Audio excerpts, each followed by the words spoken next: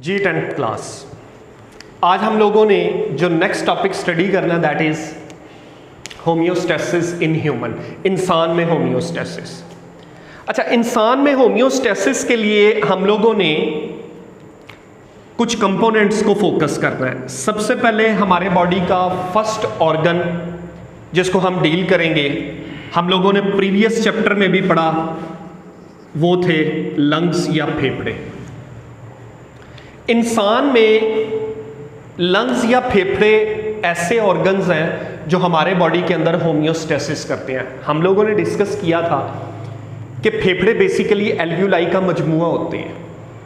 Alveoli हमारे body की respiratory सतह को कहा जाता है। हर एल्वियोलस के अंदर गैसों का तबादला होता है क्योंकि हर एल्वियोलस ब्लड की कैपिलरीज से घिरी हुई होती है। ये ब्लड कैपिलरीज हमारे पूरे बॉडी से खून को इकट्ठा करती हैं। इस खून से हम कार्बन डाइऑक्साइड को फेफड़ों के जरिए बॉडी से बाहर निकालते हैं और बाहर हवा में मौजूद जो ऑक्सीजन है उसको फेफड़ों के जरिए इन खून की नालियों में भेजते हैं। आप ऑब्जर्व करें कि बॉडी से कार्बन डाइऑक्साइड को बाहर निकाला जा रहा है, बाहर से ऑक्सीजन को बॉडी के अंदर धकेला जा रहा है। तो इन गैसों के एक्सचेंज की वजह से हमारे बॉडी का जो इंटरनल मैकेनिज्म है वो कांस्टेंट रहता है। यही वजह है कि होम्योस्टेसिस का जो पहला कंपोनेंट है दैट इज लंग्स। बच्चों, होम्योस्टेसिस का जो दूसरा कंपोनेंट है दैट इज स्किन, जिल्द। इंसान में जो आउटर मोस्ट मेम्ब्रेन है बॉडी के ऊपर that is skin. Skin is actually a physical barrier. ये हमारा एक फिजिकल बैरियर होता है, यानी ये वो बैरियर है जो चीजों को बॉडी के अंदर और बॉडी से बाहर गुजरने से रोकता है। ह्यूमन स्किन की दो लेयर्स होती हैं। पहली जो आउटर मोस्ट लेयर है दैट इज एपिडर्मिस, और जो इनर अंदरूनी लेयर है उसे हम डर्मिस कहते हैं। सो बाहर वाली तह यानी स्किन की दो लेयर्स हैं, आउटर लेयर एपिडर्मिस और अंदर वाली तह डर्मिस। बच्चों, ये जो एपिडर्मिस होती है इसमें किसी भी तरह के कंपोनेंट्स नहीं पाए जाते।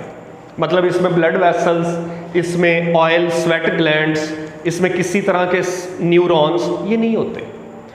जबकि ये जो डर्मिस है ना, ये रिच इन मटेरियल्स होती है, यानी इसमें बहुत ज़्यादा मटेरियल होते हैं। सबसे पहले इसमें ब्लड कैपिलरीज पाई जाती है, खून की नालियाँ, फिर इसमें ऑयल, फिर इसमें स्वेट यानी पसीने के सेल होते हैं, फिर इसमें फैट, चर्बी की एक लेयर होती है, फिर इसमें सेंसरी न्यूरॉन्स जो हमारे किसी भी एनवायरनमेंट के मैसेज को डिटेक्ट करता है। मिसाल के तौर पर अगर हमारा हाथ किसी गर्म सतह को टच करता है तो वो जो हीट और वो जो दर्द का एहसास हमारी उंगली में होता है, ये रिसेप्टर उसको हमारे दिमाग तक भेजते हैं।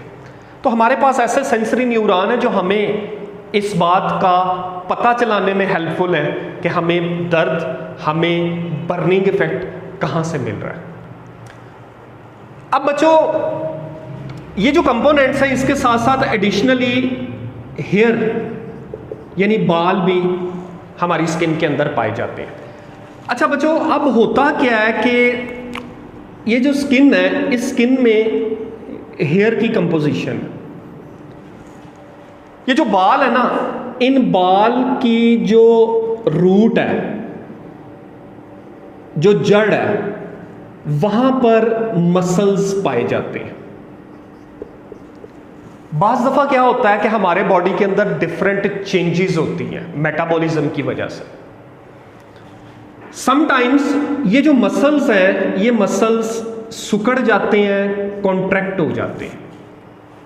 जैसे ये मसल सिकुड़ता है ना, ये जो हेयर है ये बिल्कुल स्ट्रेटन हो जाता है, यानी पहले अगर हम ऑब्जर्व करें तो ये जो हेयर है ये हमारी स्किन के ऊपर इरेगुलर होते हैं, लेकिन जैसे ही ये मसल्स कॉन्ट्रैक्ट होते हैं ये जो हेयर पार्टिकल्स हैं ये स्ट्रेटन अप हो जाते हैं, ऑलमोस्ट सीधे हो जाते हैं। जब ये बिल्कुल सीधे हो जाते हैं तो ये हमारी स्किन में एक ब्लैंकेट, एक कंबल की शक्ल इख्तियार कर लेते हैं और इस सिचुएशन को गूस बम्प्स बोला जाता है।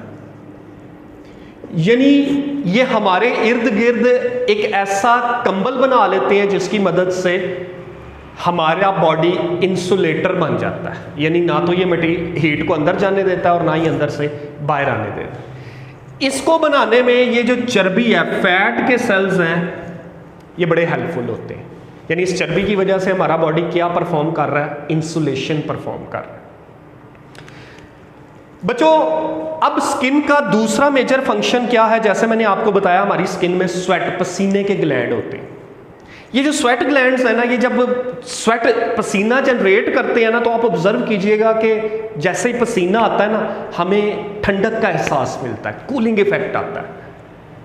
बच्चों ये जो कूलिंग इफेक्ट है इसकी वजह क्या है कि हमारे बॉडी से जो वेस्ट मटेरियल है, urea, urine, uric acid, salts, ions, जो वेस्ट है ये बॉडी से रिमूव होते हैं, तो एक स्किन की मदद से एक कूलिंग इफेक्ट जनरेट, एक ठंडक का एहसास होता है। सो स्किन का दूसरा काम क्या है कि ये हमारे बॉडी को कूलिंग इफेक्ट प्रोवाइड करती है।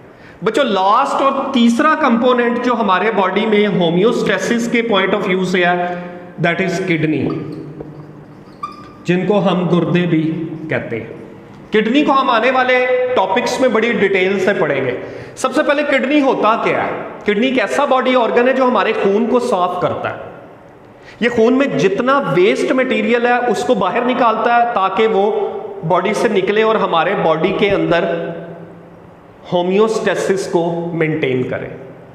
इसीलिए हम बॉडी का जो फिल्ट्रेशन ऑर्गन है, हमारे घरों में फिल्ट्रेशन प्लांट लगे हुए हैं पानी को साफ करने के लिए, इसी तरह अल्लाह पाक ने हमारे बॉडी के अंदर खून को साफ करने के लिए फिल्ट्रेशन ऑर्गन प्लांट लगा दिया, और दैट इज किडनी।